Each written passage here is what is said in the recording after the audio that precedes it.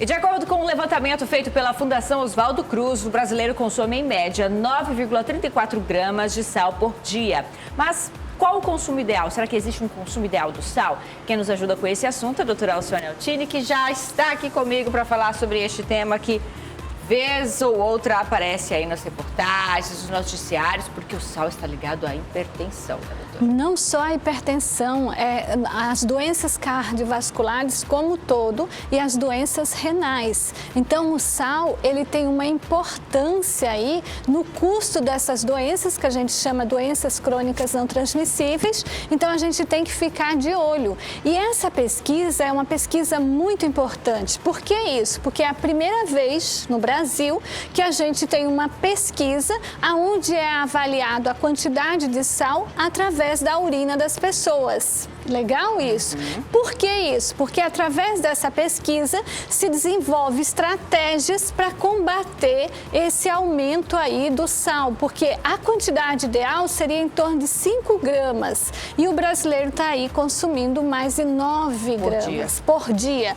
E outra coisa, os homens consomem mais sal do que as mulheres. Ah, é? E o sul e o sudeste também são as regiões aí campeãs no consumo de sal. Quais os riscos do consumo do sal em excesso? Essas doenças cardiovasculares, principalmente a hipertensão. Hoje, 28% da população brasileira ela está hipertensa e isso está relacionado a esse aumento do consumo de sódio. Quando que o sal é inserido na alimentação das crianças, doutora?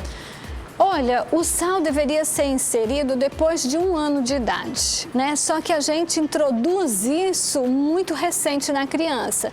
E a gente também tem muitas crianças já com problema hipertensas que não deveriam estar hipertensas. Há uma preocupação muito maior com a restrição do açúcar, né?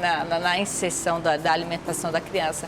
Agora o sal realmente... Exatamente, porque se entende que esse primeiro momento, quando a criança começa a usar as papinhas, que a mãe tome esse cuidado, mas muitas vezes isso não tem para realçar o sabor, porque a mãe acha, por exemplo, que está sem gosto e tudo mais, aí acontece isso. Então a gente tem que tomar cuidado.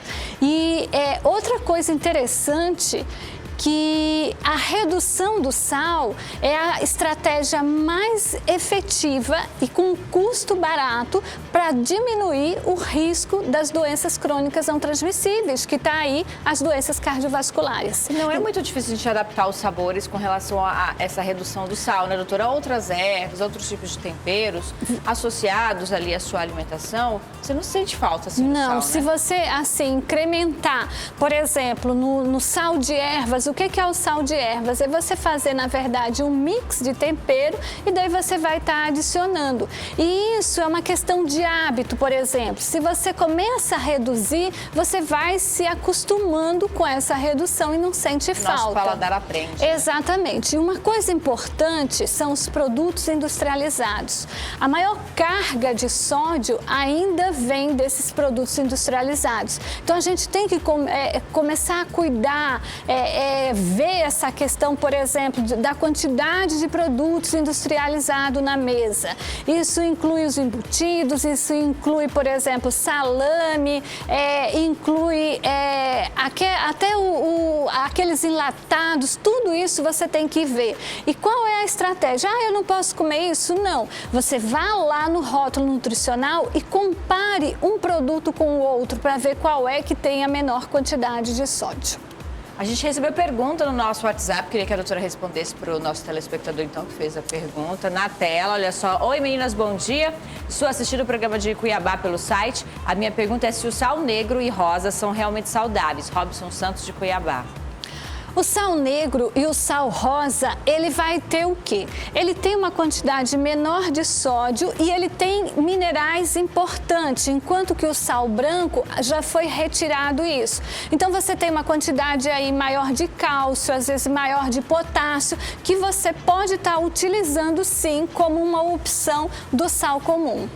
mas não adianta nada se você aumentar a quantidade. Eu já ia falar, a forma mais barata de cuidar é reduzir mesmo o sal. Reduzindo. Agora, se você quiser um sal de melhor qualidade, que tenha outros nutrientes, que tenha aí alguns minerais diferentes, porque, por exemplo, essa cor, o sal negro, o sal rosa, é caracterizado da origem dele. Então, por isso que ele vem com minerais diferentes. Mas não adianta nada se você aumenta essa quantidade, porque é igual, por exemplo, o sal light. O sal light você tem que aumentar a quantidade dele para dar um sabor mais intenso. Então, não adianta nada, ele vai ter uma maior quantidade de potássio. E outra coisa importante é saber quem é a pessoa. Se ele, por exemplo, tem um problema renal, para saber se ele pode ou não estar utilizando essas estratégias. E os beijinhos de hoje, salgados ou não, doutora? Salgados ou não, os beijinhos vão para os meus colegas professores, né, que já iniciaram aí. Nós já estamos na semana acadêmica, preparando tudo para recepcionar os nossos alunos. Muito bem, espero que você de casa tenha gostado do quadro de hoje, do tema de hoje. Inclusive, todo mundo pode sugerir temas pra gente, né, doutora? Isso, é muito bom a gente ter essa participação aí do público, né? É isso aí, esse foi o nosso quadro Saúde à Mesa de hoje, que volta na próxima quarta-feira.